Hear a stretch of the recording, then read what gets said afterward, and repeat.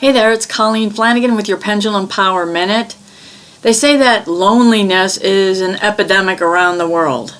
Let's clear out some of the common causes of loneliness. So spin a pendulum, your necklace, or your hand counterclockwise, creating a vortex of releasing. And just repeat after me or make up your own statements.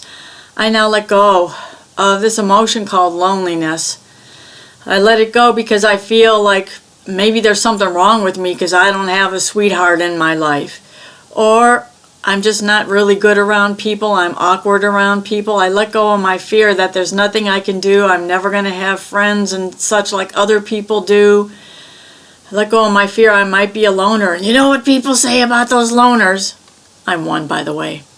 I also let go of this fear of being rejected or abandoned, causing this loneliness and maybe keeping me from reaching out to other people or even doing some volunteer work where I could meet some people with like-minded interests. I let all this go now, and I choose to remember, and you remember, you are a treasure.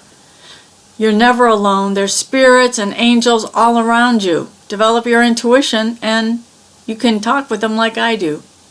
Peace out.